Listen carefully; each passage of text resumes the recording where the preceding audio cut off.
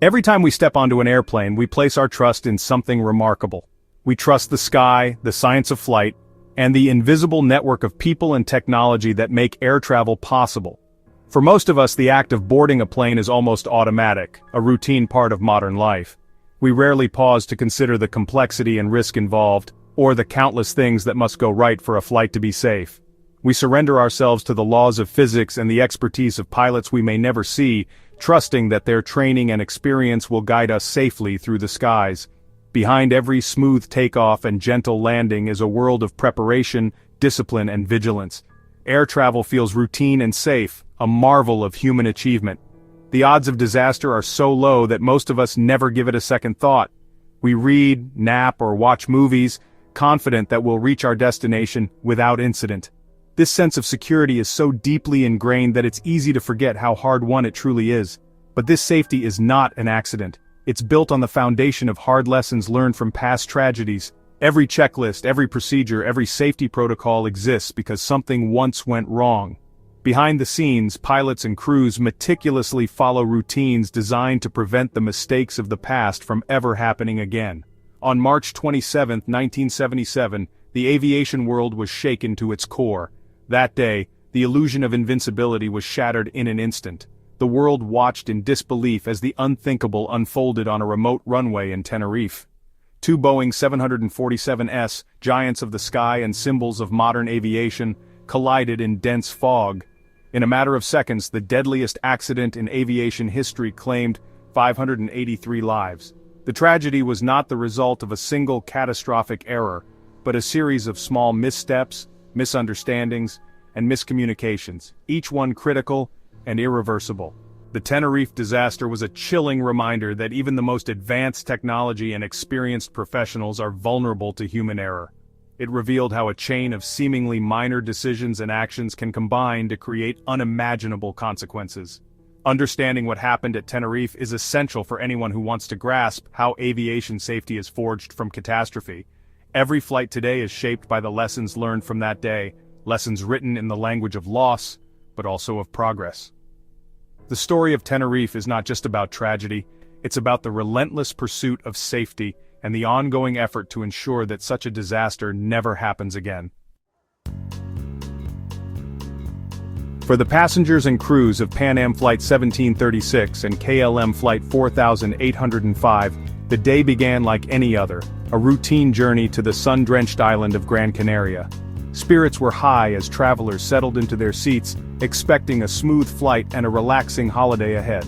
The flight crews, seasoned professionals, prepared their aircraft for what should have been an uneventful trip, following the familiar rhythms of international air travel in the 1970s. But fate had other plans. A terrorist bomb exploded at Las Palmas Airport, their intended destination, sending shockwaves through the aviation world. Suddenly, the routine was shattered.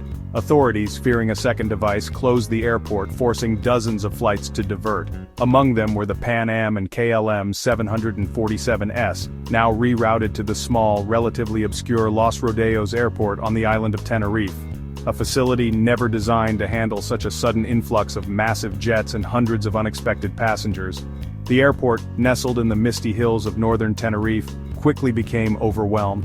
Taxiways and aprons filled with aircraft far larger than Los Rodeos had ever seen. Planes were parked wherever space could be found, often just feet apart, creating a maze of metal and jet engines. The ground crews, unaccustomed to such chaos, scrambled to direct traffic and maintain order, but the airport's limited infrastructure was stretched to its breaking point. With taxiways blocked and parking space at a premium, the only option was to use the active runway for taxiing, a risky but necessary move. Pilots and air traffic controllers coordinated carefully, aware that a single misstep could spell disaster. The tension in the cockpits was palpable as crews navigated their enormous aircraft along the narrow strip, sharing the runway with other planes and ground vehicles. KLM's passengers were ushered into the cramped terminal, where confusion reigned.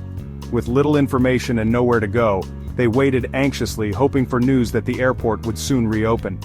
Meanwhile, the KLM crew felt mounting pressure to depart quickly once clearance was given, knowing that every minute on the ground increased the risk of further complications.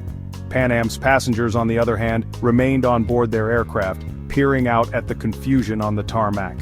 The uncertainty was unsettling, but the crew did their best to keep everyone calm, offering reassurances and updates as they waited for instructions. The sense of unease grew as the hours ticked by, with everyone aware that this was no ordinary delay. Now, two giants of the sky, Pan Am and KLM, sat side by side on a cramped, fog-shrouded runway, their fates unexpectedly intertwined. What began as a simple diversion would soon become a pivotal moment in aviation history, shaped by a chain of events that no one on board could have foreseen. As hours passed, Los Rodeos became a maze of parked jets and confusion. The single runway served as both taxiway and departure path, stretching the small control tower's resources to the limit.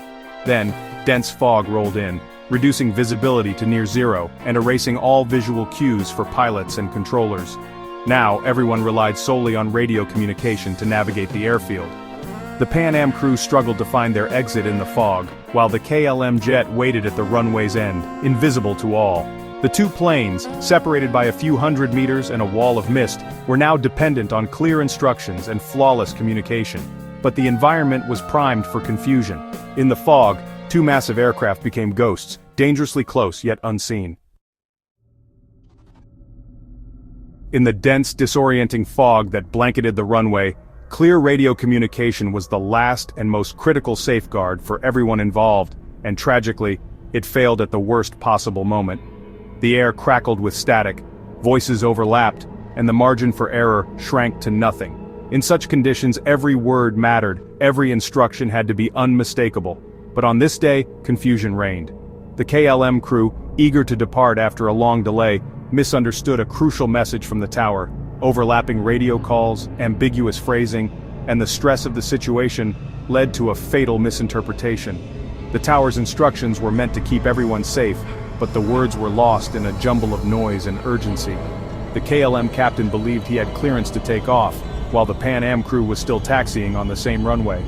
The captain began the takeoff roll after hearing only a brief, "Okay," missing the vital instruction to wait. The fog outside was so thick that neither crew could see the other's aircraft, relying entirely on their radios and trust in the system.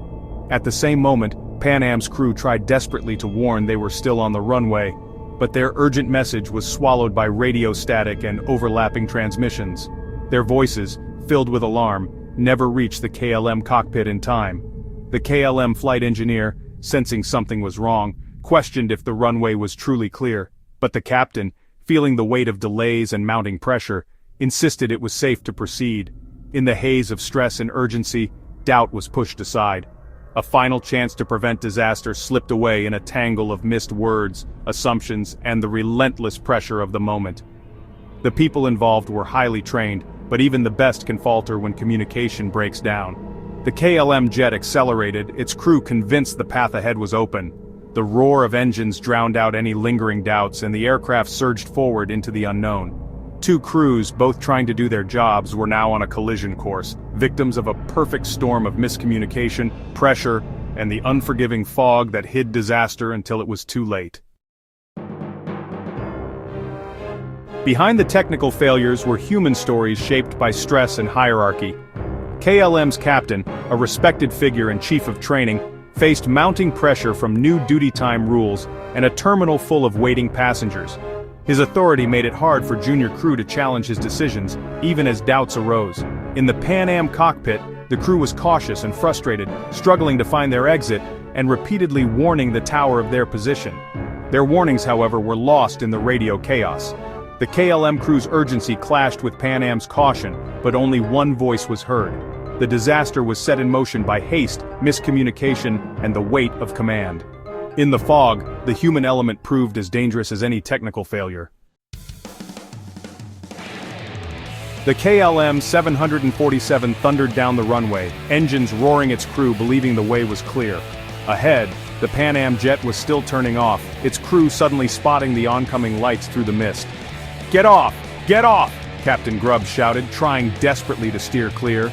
The KLM captain, seeing the Pan Am at the last second, pulled back hard, trying to leap over the obstacle. The KLM's tail struck the runway, robbing it of precious lift. The massive jet slammed into the Pan Am, tearing through its fuselage. In seconds, the fate of nearly 600 people was sealed. The collision was now inevitable.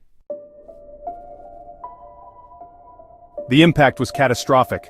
Metal-sheared fuel ignited and both aircraft were engulfed in flames.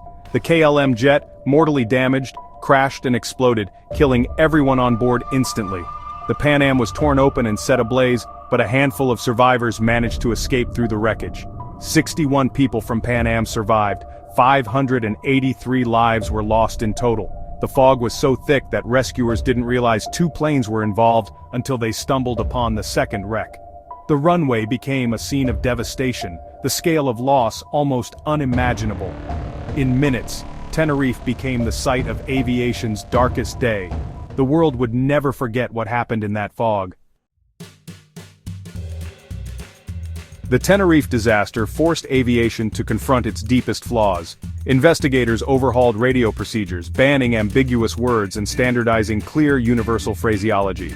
Takeoff became a word reserved only for actual clearance, eliminating confusion.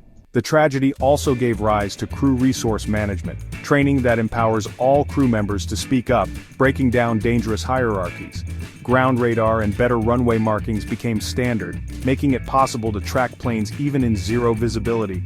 Every flight today is safer because of these changes. The legacy of Tenerife is written into every checklist, every cockpit conversation, and every safe landing. Out of tragedy, aviation built a stronger, more resilient system.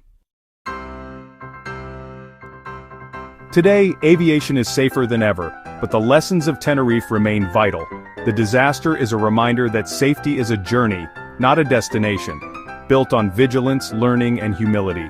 It shows how small errors and assumptions can align into catastrophe and why every voice in the cockpit matters.